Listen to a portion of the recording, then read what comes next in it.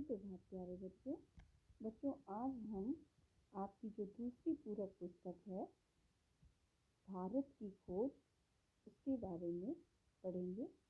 बच्चों, भारत की खोज जो पुस्तक है वो पंडित जवाहरलाल नेहरू जी द्वारा रचित है और ये इसका जो मूल रूप है वो अंग्रेजी में है, द डिस्कवरी ऑफ इंडिया।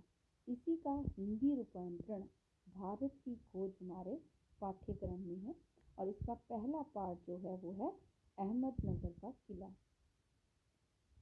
बच्चों, इस पाठ को अहमदनगर का किले को 3 भागों में विभाजित किया गया है। अतीत का भाग, अतीत का दबाव, विरासत पर विचार और लेखन, इन 3 बिंदुओं में इस पाठ को विभाजित किया गया है। पंडित जवाहरलाल नेहरू जी जो हैं वो अपनी 9वीं जेल यात्रा के दौरान अहमदनगर के किले में पहुंचे और वहां पर उनकी दिनचर्या कैसी रही, किन किन चीज़ों को उन्होंने अनुभव किया, किस चीज़ ने उन पर दबाव बनाया, उसका यहाँ पर वर्णन है।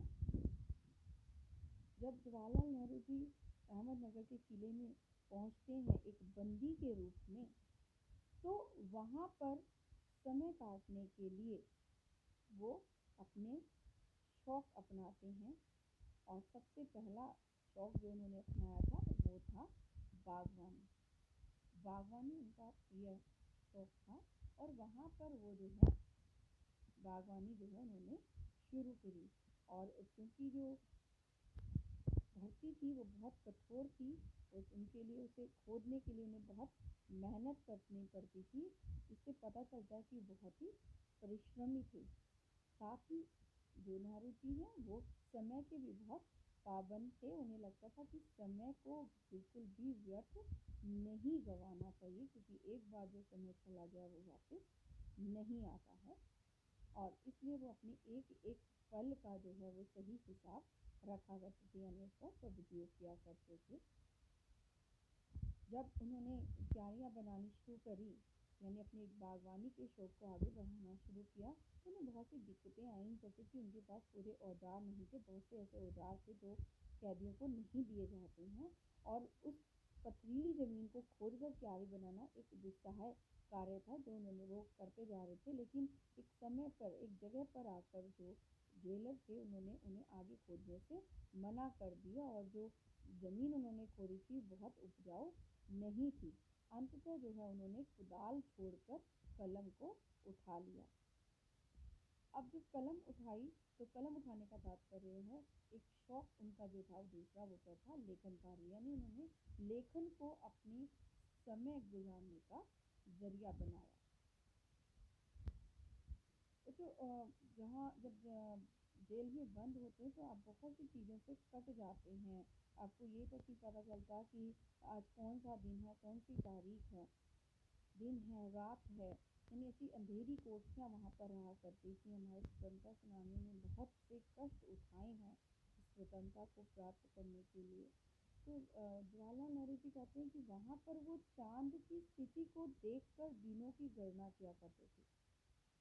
बहुत बड़ी बात है कि वो वहाँ पर चांद को, उस कारागार में जो छोटी सी खिड़की थी, उस खिड़की से जब चांद नजर आता था तो उस चांद की स्थिति देखकर वो अंदाजा लगाया करते थे कि आज कौन सा दिवस होगा, अमावस है, पूर्णमासी है, चतुर्थी है, कौन सी तिथि है और साथ ही कितने दिन उनको वहाँ पर हो गए हैं।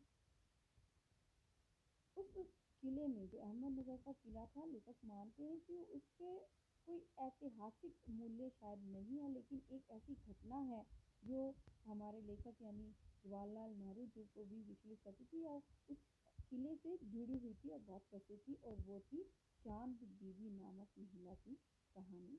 चांद बीवी नामक जो महिला है उसने उस समय के जो शासक थे अकबर, जो एक जाने माने शासक थे, उनकी शाही सेना से टक्कर ली। लेकिन अफसोस की बात कि उनकी मृत्यु का कारण उनकी सेना का ही एक सैनिक बना, यानी उस सैनिक ने उनके साथ दगा की और वो उनकी मृत्यु का कारण बना। दूसरा बिंदु जो इस पाठ में दर्शाया गया है वो है अतीत का दबाव। लेखक मानता है कि हमारे मन मस्तिष्क पर सभ्यता और संस्कृति का प्रभाव पड़ता है, और इसका जो प्रभाव है अच्छा और बुरा दोनों रूपों में पड़ता है। और अगर हम कहिए कि इस सभ्यता में कोई विकार उत्पन्न आता है तो वो हमें असहाय हो जाता है, हम बहुत जल्दी विचलित हो जाते हैं। और भारतीय सभ्यता एवं चीन की सभ्यता इसका उदाहरण है। यानी हम लोग ऐसे हैं जो बहुत जल्दी विचलित हो जाते हैं उस चीज से अगर हम जुड़े हों। तीसरा बिंदु है विरासत पर विचार और लेखन।